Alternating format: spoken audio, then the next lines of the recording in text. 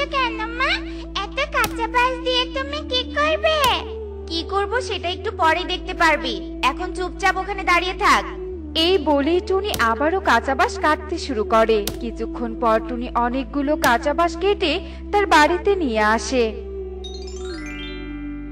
মা বলো না, তুমি এই কাঁচা বাঁশগুলো দিয়ে কি করবে? আমার যে খুব শুনতে ইচ্ছে করছে। আমাদের ঘরটা অনেক ভাঙাচোরা রে মা, তাই এই কাঁচা বাঁশ দিয়ে ঘর বানাবো। দেখি সামনে থেকে সরে যা, আর দেরি করা যাবে না, তাড়াতাড়ি কাজ শুরু করতে হবে। বলেই টুনি কাঁচা বাঁশ দিয়ে ঘর বানানোর কাজে লেগে পড়ে। এভাবেই বেশ কিছুক্ষণ কেটে যায়। কাঁচা বাঁশ দিয়ে টুনির ঘর বানানো সম্পূর্ণ হয়ে যায়। ওয়াও মা, ঘরটা তো দারুণ সুন্দর হয়েছে। এত সুন্দর ঘরে আজ থেকে আমরা থাকবো, এটা ভাবতে আমার কেমন খুশি খুশি লাগছে। মা চলো চলো, ঘরের ভিতরে চলো। টুনি টুকি ঘরের ভেতরে প্রবেশ করে। অন্যদিকে টুনির বানানো কাঁচা বাঁশের ঘরের কথা পুরো বনে ছড়িয়ে পড়ে। ইগল দাদা, ওই ইগল দাদা, এভাবে জোরে জোরে উড়ে কোথায় যাচ্ছ তুমি? টুনির বাড়িতে যাচ্ছি রে। টুনি একটা কাঁচা বাঁশের ঘর বানিয়েছে, সেটাই দেখতে যাচ্ছি। কি কাঁচা বাঁশের ঘর? এ আবার সম্ভব? দাঁড়াও দাঁড়াও, আমিও যাবো দেখতে। আরে বাহ টুনি, এটা তুই কি বানিয়েছিস? দেখতে একদম হেব্বি লাগছে। টুনি, বলতে হচ্ছে তোর দারুণ প্রতিভা। তোর ঘরটা আমার খুব পছন্দ হয়েছে। তুই সময় করে আমাকে এরকম একটা কাঁচা বাঁশের ঘর বানিয়ে দিস তো। ঠিক আছে ময়ূরী দিদি, বানিয়ে দিব। বুঝলে দাদা আর দিদিরা, এই পৃথিবী তাদেরকেই সম্মান করে যারা নতুন কিছু করার চেষ্টা করে।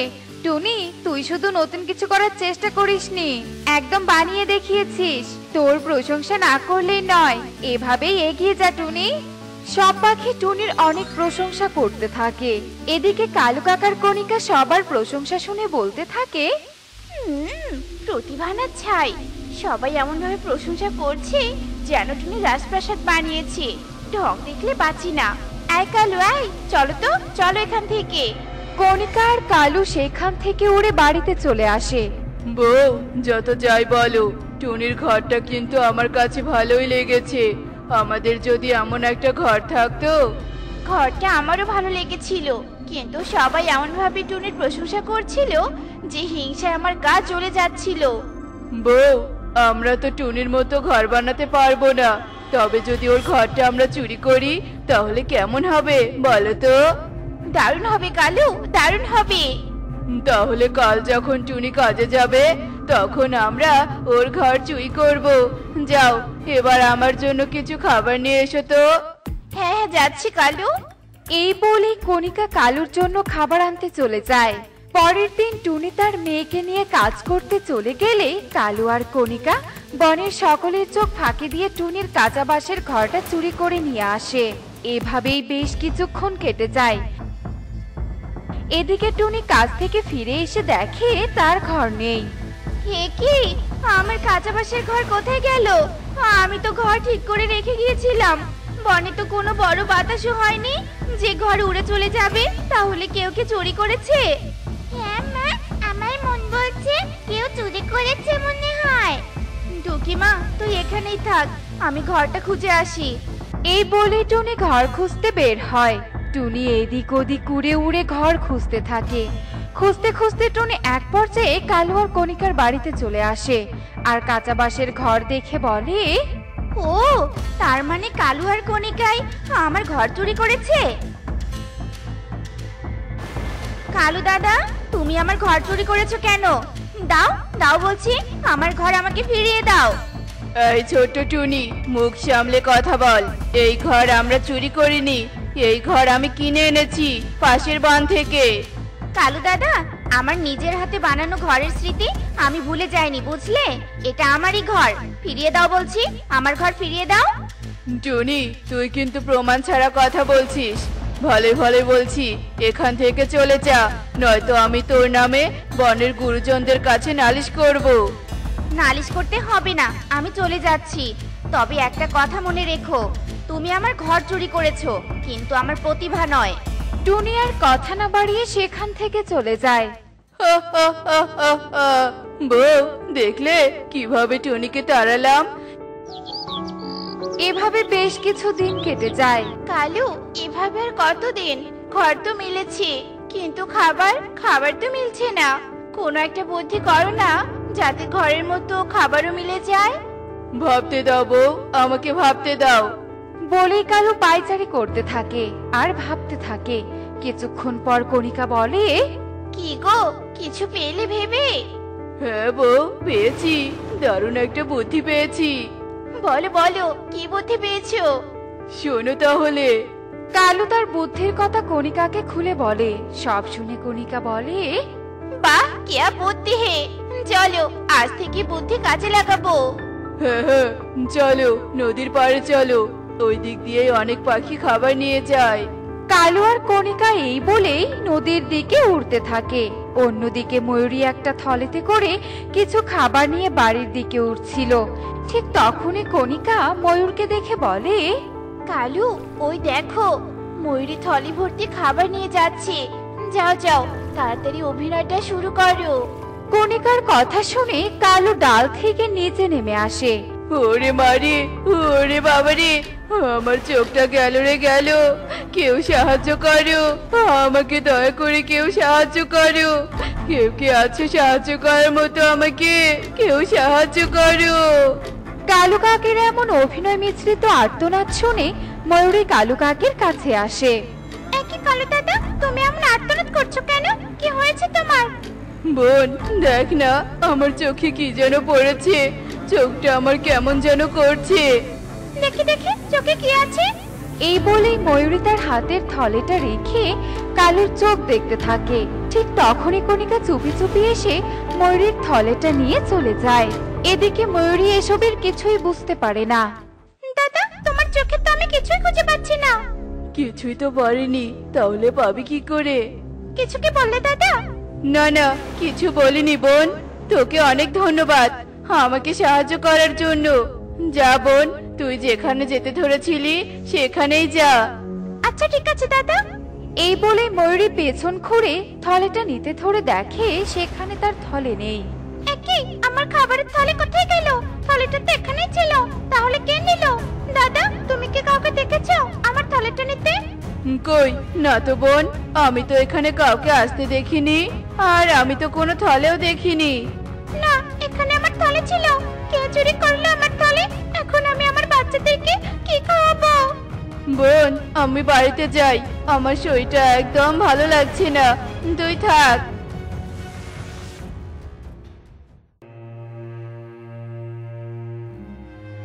এ কি দিদি, তুমি এখানে এভাবে কাঁদছো কেন?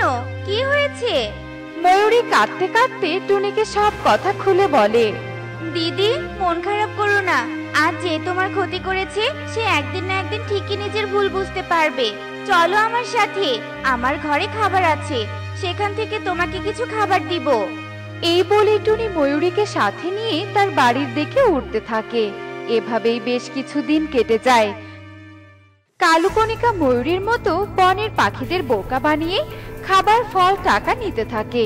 একদিন কণিকা আর কালু তাদের ঘরে বলতে থাকে, গিন্নি, দিনকাল আমাদের ভালোই যাচ্ছে, তাই না বলো? হ্যাঁ গো হ্যাঁ, সেদিন যদি তুমি পাখিদের বোকা বানিয়ে খাবার ছিনিয়ে নেওয়ার বুদ্ধিটা না বের করতে, তাহলে আজ এই দিনটা দেখতেই পেতাম না। পাখিদের বোকা বানাতে যে কি মজা লাগে সেই মজা, এই মজা রাজপ্রাসাদেও নেই। যা বলেছো। কালু আর কণিকার সব কথা টুনি বাইরে থেকে শুনতে পায়। তার মানে এই সব কিছু এদেরই কাজ? না, আর দেরি নয়, আজকেই বনের সব পাখিদের সতর্ক করতে হবে, যাতে আর কেউ এদের ফাঁদে পা না দেয়। বলেই টুনি উড়ে চলে যায় আর বনের সবাইকে কালু আর কণিকার সমস্ত কথা খুলে বলে।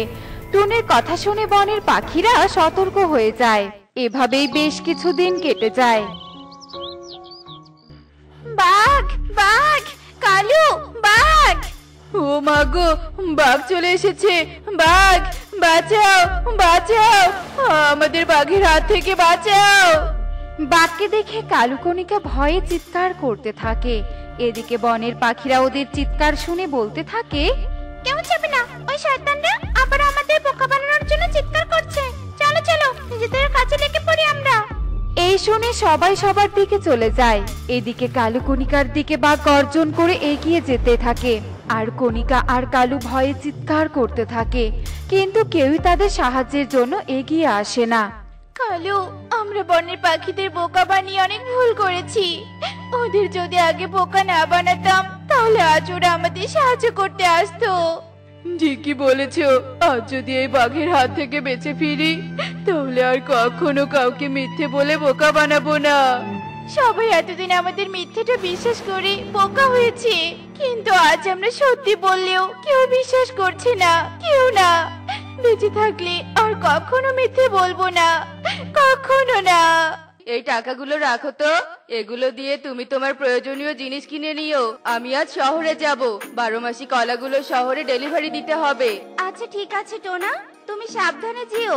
এরপর টোনা কলা ট্রাক নিয়ে শহরে চলে যায়। টোনা একজন কলা ব্যবসায়ী, সে তার জমিতে 12 মাসে কলা চাষ করে একজন সফল ব্যবসায়ী হয়েছে। এখন তার কোনো কিছুর অভাব নেই। মা, বাবা তো তোমাকে সব টাকা দিয়ে আমাদের শপিং করতে বলেছিল, তবে তুমি বাজার করলে কেন? কত ফল, মাছ, মাংস কিনলে, এসব দিয়ে তো আরো অনেক শপিং করা যেত। হাতে টাকা থাকলেই তো বেহিসাবি করে খরচ করতে নেই মা। আমাদের যতটুকু প্রয়োজন ততটুকুই কেনা উচিত। ফলমূল, মাছ, মাংস এসব তো আমাদের নিত্য প্রয়োজনীয় জিনিস। তোর বাবা কত পরিশ্রম করে টাকা উপার্জন করে, তাই সেই কষ্টের টাকা আমাদের প্রয়োজন অনুযায়ী খরচ করতে হবে রে মা, বুঝেছিস? বুঝেছি মা, বুঝেছি। আরে কালু দাদা, ভালোই হলো দেখা হয়ে। কখন থেকে একটা অটোর জন্য দাঁড়িয়ে আছি, বাড়ি নিয়ে চলো তো আমাদের। আচ্ছা ঠিক আছে, অটোতে উঠে বস। এরপর কালু অটো নিয়ে যেতে থাকে, আর মাঝপথে যেতেই তার অটোতে মুন্নি নামের আরো একটি যাত্রী ওঠে। এই টুনিকে তো দেখে চেনাই যাচ্ছে না, কত শপিং বাজার করেছে। টোনা তো এখন বড় ব্যবসায়ী। মুন্নি, কেমন আছো? আমি ভালো আছি দিদি। তা টুনি দিদি, টোনা দাদা কি এখনো 12 মাসে কলার ব্যবসা করে নাকি? হ্যাঁ মুন্নি, 12 মাসে কলার ব্যবসা করে বলেই তো আমাদের ভাগ্য বদলে গেছে। এখন আমাদের কোনো কিছুরই অভাব নেই। ভালো থেকো মুন্নি, আমার বাড়ি এসে গেছে। এরপর টুনি অটো থেকে নেমে তার বাড়ি চলে যায়, আর মুন্নিও তার বাড়ি চলে যায়। সব আমার কপালের দোষ। ওই টুনি কত বড় বাড়িতে থাকে, আর আমি এই ছোট্ট কুড়ে ঘরে। ইস, যদি আমি টোনার বউ হতে পারতাম তবে সবকিছু আমার হতো।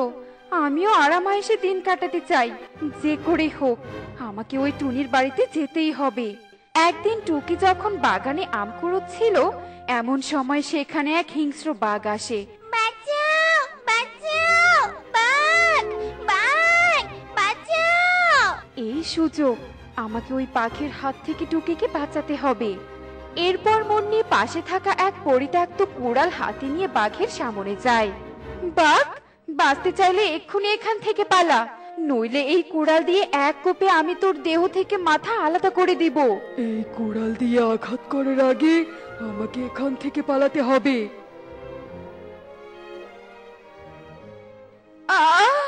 ও মা গো, ভয়কে যন্ত্রণা করছে, আমি তো উঠতেই পারছি না।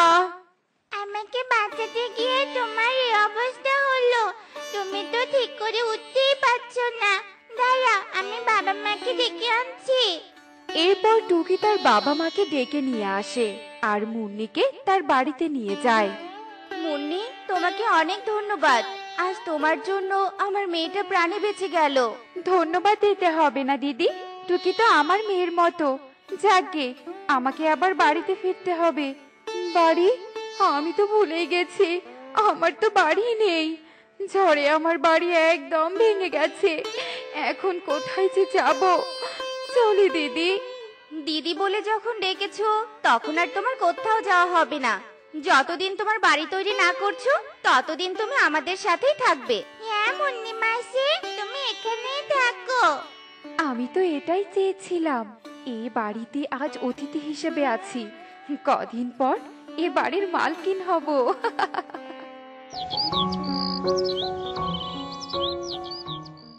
টুকি, এই টুকি, ওঠ ওঠ এবার, স্কুলে যেতে তো দেরি হয়ে যাবে। কি হলো টুকি?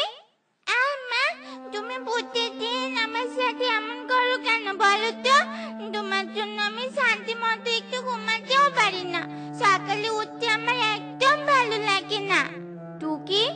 এটা তুই আমার সাথে কিভাবে কথা বলছিস? আমি তো তোর ভালোর জন্যই সকালে ডেকে দেই নাকি? স্কুলে দেরি হয়ে গেলে তো স্যার আবার তোকে বকা দিবে, তখন? আমি এখন উঠবো না, আমি আরো ঘুমাবো। তুমি এখন যাও তো যাও, এখান থেকে চলে যাও, আমাকে বিরক্ত করো না তো। বেয়াদব মেয়ে, মায়ের সাথে মুখে মুখে তর্ক করছিস? তুমি আমাকে মারলে মা। আহা দিদি, মেয়েটাকে এভাবে মারলে কেন? ও তো ছোট, বুঝিয়ে বললেই তো হতো। টুকি মা একদম কাঁদে না। চলো তো আমার সাথে চলো, আজ আমি তোমাকে স্কুলে নিয়ে যাব। এরপর টুকি মুন্নির সাথে স্কুলে যাওয়ার জন্য রওনা হয়ে পড়ে। একে মাসি, তুমি আমাকে কোথায় নিয়ে যাচ্ছ? এটা তো স্কুলের রাস্তা নয়। সব সময় যে স্কুলে যেতে হবে এর কোনো মানে নেই। আজ আমি তোকে পার্কে ঘুরতে নিয়ে যাব আর তোকে অনেক চকলেট কিনে দিব। কি মজা, কি মজা, আমি পার্কে যাব। জানো তো মাসি, মা তো আমাকে তেমন ঘুরতেই নিয়ে যায় না, সারাক্ষণ শুধু পড়াই পড়া, ভালো লাগে না। সত্যি রে, তোর মাটা খুব নিষ্ঠুর। সকালে তোকে কি জোরে মারলো? তোকে সব সময় শুধু শাসন করে। তোর মা তোকে চকলেট দেয় না, তাতে কি, আমি তো আছি, আমি তোকে রোজ চকলেট কিনে দিব। একে টুকি, তুই চকলেট খাচ্ছিস যে? তুই জানিস না চকলেট খেলে দাঁতে পোকা হয়? ফেলে দে চকলেট।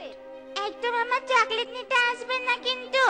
আর আমার ব্যাপারে তোমার ভাবতে হবে না, তুমি আমায় একদম ভালোবাসো না, তাই তো আমার প্রতিটা কাজে তুমি শুধুই ভুল ধরো। চুপ, একদম চুপ। আবার মুখে মুখে তর্ক করছিস? বুঝেছি, তোকে শাসন না করলে তুই ঠিক হবি না। কি করছো কি দিদি? মেয়েটাকে এভাবে মারছো কেন? ছোট্ট ছানা, না বুঝে তোমার সাথে তর্ক করেছে। তুমি ঘরে যাও, আমি ওকে বুঝিয়ে বলছি। ঠিক করে বুঝিয়ে বল মুন্নি, মেয়েটা দিন দিন বেয়াদব হয়ে যাচ্ছে। দেখেছো মাসি, দেখেছো মা আমাকে কত মারলো? তুমি ঠিক বলেছিলে, মা আমাকে একটু ভালোবাসে না। এমন মায়ের আমার কোনো প্রয়োজন নেই। তুমি যদি আমার মা হতে তবে খুব ভালো হতো। এই তো টুকি আমার বসে এসে গেছে। এবার শুধু টুনিকে সরিয়ে দেওয়ার পালা। কাঁদিস না টুকি, কাঁদিস না। এ কি মুন্নি, তুই আমাকে কোথায় নিয়ে যাচ্ছিস? আরে চলো তো আমার সাথে। সামনে একটা বড় বাড়ি আছে, ওই বাড়িতে পাওয়া যায় এক ধরনের ঔষধি গাছ। ওই গাছের পাতা খেলে টুকি একদম খারাপ ব্যবহার করবে না। এই বলে মুন্নি টুনিকে ওই পোড়া বাড়িতে নিয়ে যায় আর সুযোগ বুঝে টুনিকে সেই পোড়া বাড়িতে বন্দি করে রাখে। এবার থাক এখানে বন্দি হয়ে, এবার টোনার সব সম্পত্তি আমার হবে। মুন্নি টুনিকে সেখানে বন্দি করে বাড়িতে ফিরে আসে। মাসি, সকাল গড়িয়ে দুপুর হলো, দুপুর গড়িয়ে বিকেল, একটু পর তো সন্ধ্যা নামবে, কিন্তু মা তো এখনো বাড়ি ফিরলো না। তোর মা আর বাড়ি ফিরবে না রে, তোর মা তোদের রেখে পালিয়ে গেছে। মুন্নি বানিয়ে বানিয়ে টুনির ব্যাপারে টুকিকে মিথ্যে বলতে থাকে আর টুকিও তা বিশ্বাস করে নেয়। বাবা, মা আমাদের ধোকা দিয়ে চলে গেছে, মা আর ফিরে আসবে না। মুন্নি মাসি খুব ভালো, আমাকে কত আদর করে, মায়ের থেকেও আমার বেশি যত্ন করে। তুমি মুন্নি মাসিকে বিয়ে করো বাবা, আমি যে মুন্নি মাসিকে মা বানাতে চাই। প্রথমে টোনা রাজি না হলেও মেয়ের কথা ভেবে টোনা মুন্নিকে বিবাহ করতে রাজি হয়। তারপর টোনা আর মুন্নির বিয়ে হয়ে যায়। মুন্নি, আজ আমাকে ব্যবসার কাজে আবার শহরে যেতে হবে। 12 মাসি কলার অনেক চাহিদা, এগুলো ডেলিভারি দিলে অনেক টাকা পাবো। তুমি টুকিকে দেখে রেখো, কেমন? টোনা চলে যেতে মুন্নির আসল রূপ বেরিয়ে আসে। মুন্নি শুরু করে টুকির ওপর অত্যাচার। মুন্নি টুকিকে দিয়ে বাড়ির সমস্ত কাজ করাতো। মা, মা, তুমি কোথায় চলে গেলে মা? এখন আমি বুঝতে পেরেছি, ওই মুন্নির উস্কানিতে আমি মায়ের সাথে খারাপ আচরণ করেছিলাম। মা সবসময় আমার ভালোই চাইতো, মায়ের থেকে আপন আর কেউ হয় না। বিধাতা, তুমি আমার মাকে আমার কাছে ফিরিয়ে দাও, ফিরিয়ে দাও। কেঁদে আর লাভ হবে না, তোর মাকে আমি জঙ্গলের পোড়া বাড়িতে বন্দি করে রেখেছি। এতদিনে তোর মা নিশ্চয়ই মরে গেছে। তুমি এত দিব সব। কি তুই তোর বাবাকে সব বলবি? তার আগে আমি তোকে কুয়োতে ফেলে দিব। এরপর মুন্নি টুকির হাত পা বেঁধে যেই না কুয়োতে ফেলতে যাবে তখনই সেখানে টোনা আর টুনি চলে আসে। এ কি তো তোমরা? আর টুনি তুই এখানে কি করে? তুই তো আমি টুনিকে রক্ষা করেছি। শহর থেকে আমি জঙ্গলের পথ ধরে ফিরছিলাম, তখন আমি টুনির আর্তনাদ শুনতে পাই আর পোড়া বাড়ি থেকে টুনিকে উদ্ধার করি। তারপর তাকে হাসপাতালে নিয়ে যাই। মুন্নি, তোর খেলা শেষ। তোর অন্যায়ের শাস্তি এবার তোকে পেতেই হবে। এরপর টোনা মুন্নিকে পুলিশে ধরিয়ে দেয় আর এদিকে টুকিও তার মায়ের কাছে ক্ষমা চায়। মা, আমি তোমার সাথে অনেক অন্যায় করেছিলাম আর তার শাস্তিও পেয়েছি। মায়ের থেকে আপনার কেউ হয় না। এখন থেকে আমি তোমার সব কথা মেনে চলবো। দেখলে তো বন্ধুরা, অন্যের প্ররোচনায় পড়ে মাকে ভুল বুঝলে তার শাস্তি কি হয়। তোমরা একটা কথা সব সময় মনে রাখবে, এ পৃথিবীতে মায়ের থেকে আপন বলতে আর কেউই হয় না। এমনই সব মজার মজার শিক্ষণীয় টুনি পাখির গল্প দেখতে আমাদের পাশেই থেকো।